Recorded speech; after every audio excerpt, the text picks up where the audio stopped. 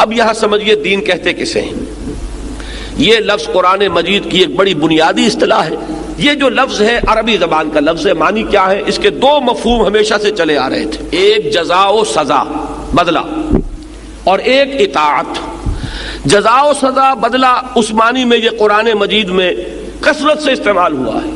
سب سے زیادہ اہمیت کے ساتھ سورہ فاتحہ میں مالک یوم الدین، کیا ترجمہ وہاں آپ کرتے ہیں؟ جزا و سزا کے دن کا مالک، جس دن کے طے ہو جائے گا کون ہے کہ جو اللہ کے ہاں کامیاب قرار پا رہا ہے اسے جزا ملے گی، کون ہے جو ناکام قرار پا رہا ہے جو مستوجب سزا ہے۔ تو جزا و سزا کا کے دن کا مالک یعنی مختار مطلق وہ ہے، اسی کے ہاتھ میں اختیار ہے، کوئی اور اس سے بالا تر اختیار رکھنے والا نہیں ہوگا۔ لمن الملک اليوم للہ الواحد القہار، یہ ہے اس کا ایک مفہوم کہ جس میں جزا اور سزا اور بدلہ یہ ایک اہم جز کی حیثیت سے شامل ہے۔ دوسرا کیا ہے؟ اطاعت۔ حضور نے فرمایا، بڑی پیاری حدیث ہے، کاش کہ یہ آپ لوگ یاد کر کے اٹھیں، الکیس من دان نفسہ وعمل لما بعد الموت۔ اصل میں ہوشیار آدمی، سمجھدار آدمی وہ ہے جو اپنے نفس کو اپنا مطیع بنا لے، اس کے اوپر غالب آ جائے۔ تو یہاں پر اطاعت کا مفہوم جو ہے اور قانون کا مفہوم کہ اسی کے مطابق اس سے عمل کروائے، یہ ہے در حقیقت اطاعت دین کا دوسرا مفہوم۔ ان دونوں کو جمع کیجئے، اس سے ایک تصور قرآن مجید ابھار کر لاتا ہے۔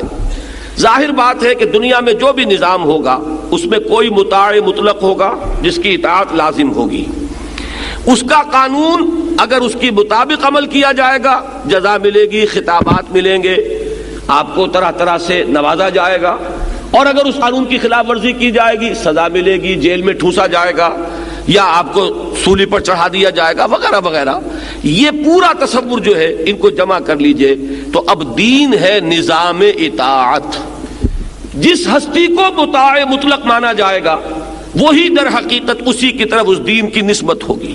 جیسے سورہ یوسف میں آیا ہے، آپ میں سے اکثر حضرات کو وہ مقام مستحضر ہوگا، حضرت یوسف اپنے بھائی بنیامین کو روکنا چاہتے تھے، لیکن ظاہر بات ہے کہ وہاں قانون جو ہے وہ تو بادشاہ کا تھا، وہ بادشاہ جس نے خواب دیکھا تھا اور جس کے خواب کے نتیجے میں حضرت یوسف جیل سے نکلے ہیں اور ایک بہت بڑے عہدے پر فائز ہوئے ہیں۔ اب حضرت یوسف روکنا چاہتے ہیں، لیکن جو مصر میں نظام اس وقت ہے، اس بادشاہ کا ملوکیت کا نظام، اس میں جو قانون ہے ما کان لیأخذ اخاہ فی دین الملک، حضرت یوسف کے لیے یہ ممکن نہیں تھا کہ حضرت بنیامین اپنے بھائی کو وہ روک سکتے، پکڑ سکتے دین الملک میں۔ یہ دین الملک کی اصطلاح کو ذہن نشین کر لیجئے۔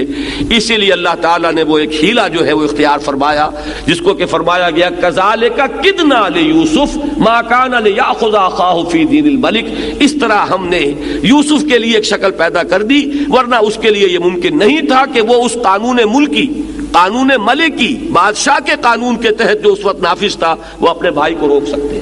تو دین الملک کی اصطلاح اپنے ذہن میں رکھیے، بادشاہت کا دین، جسے آج آپ کہیں گے بادشاہی نظام، ایک ایسا نظام جس میں بادشاہ کے ہاتھ میں حاکمیت ہے، وہ مختار مطلق ہے، وہ جو چاہے قانون بنا دے، اس سے بالا تر ادارہ کوئی نہیں، وہ کسی کے سامنے جواب دہ نہیں، اس کی زبان سے نکلا ہوا ہر لفظ قانون کے درجے میں ہے۔ یہ نظام کیا ہوگا؟ دین الملک۔ اسی پر قیاس کیجئے آج کا نظام کیا ہے؟ یہ دین جمہور ہے، کہ یہاں حاکمیت جمہور کی ہے، ان سے بالا تر کوئی نہیں، ان سے اوپر کوئی نہیں، ان کا فیصلہ آخری ہے، ان کے نمائندے جو طے کر دیں گے وہ لازماً کتاب قانون کا جز بن جائے گا۔